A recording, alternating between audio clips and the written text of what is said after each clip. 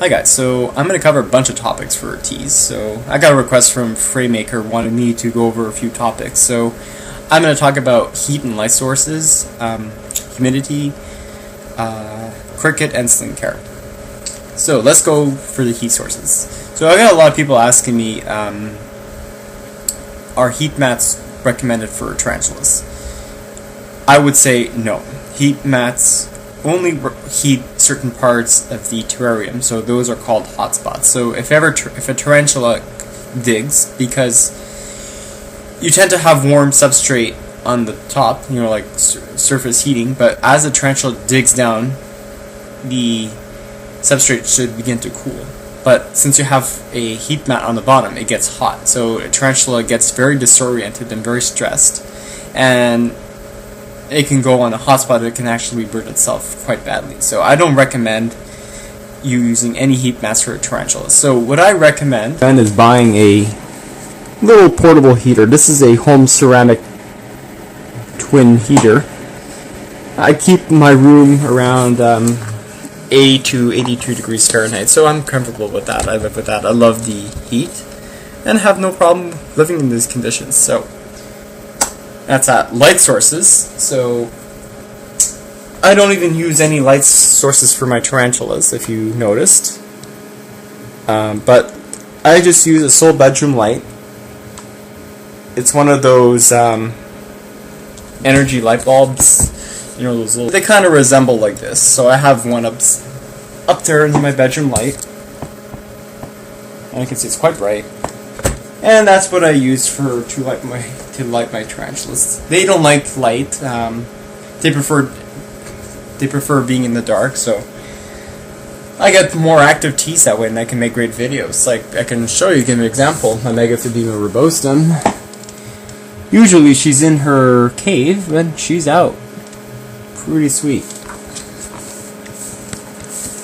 And let's see what else. Oh yes, I forgot to mention, do not expose your tarantulas to sunlight, because it's really harmful for them and they can burn themselves from the light rays. So you want to be careful about that, because from UVA and UVB radiation. So you really want to avoid bringing all your tarantulas away from sunlight.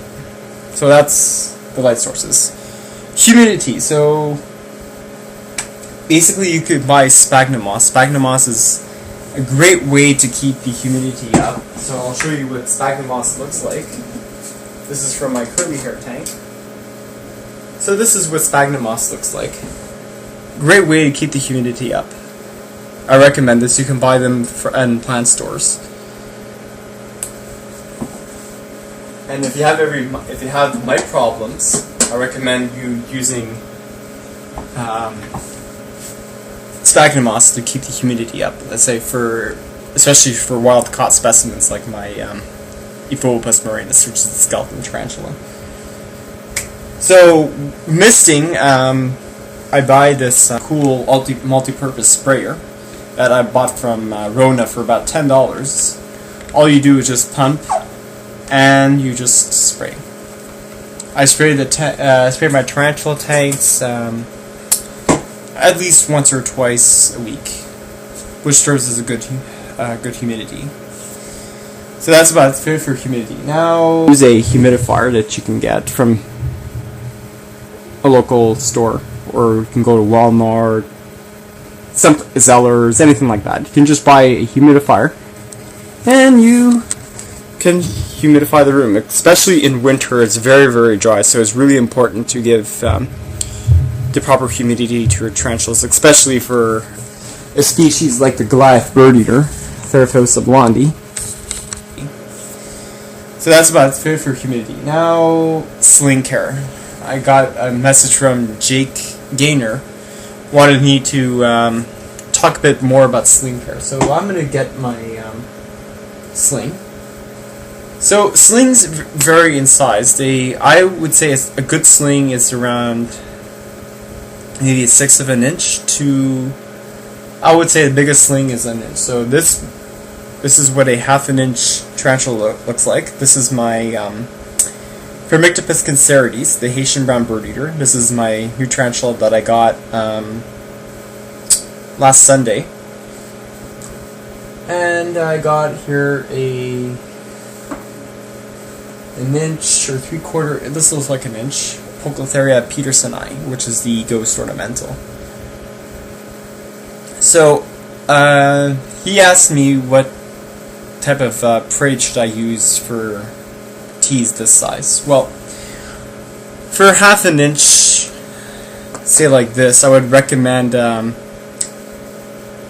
for tarantula that size, I would recommend feeding pinheads. Pinheads are like little baby crickets. They're tiny, tiny, tiny. You can buy them at pet stores, or if you can find fruit flies, that would be an excellent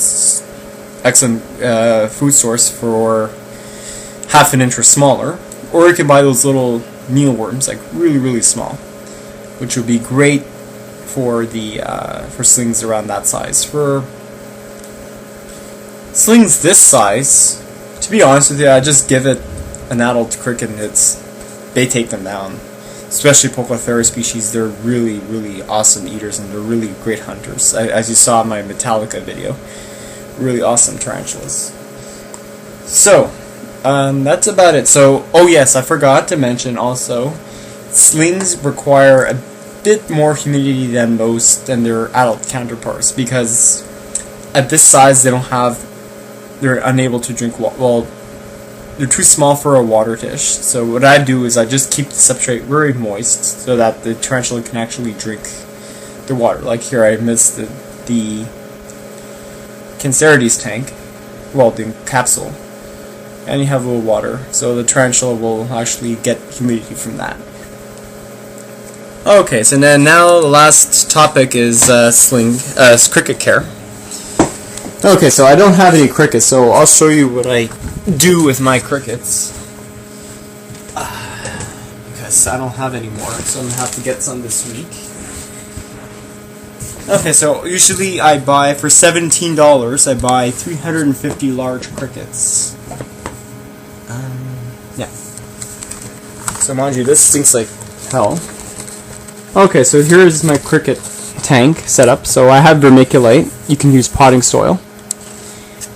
For hiding places, they love egg cartons. So I just have 3 full-size air cartons and I just cut them up.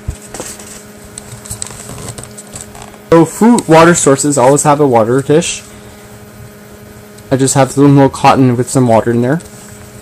And then for food, I recommend getting lettuce and dog food, and also carrots, because this will really gut load the crickets and give proper nutrients to your tarantula. So, see you guys later.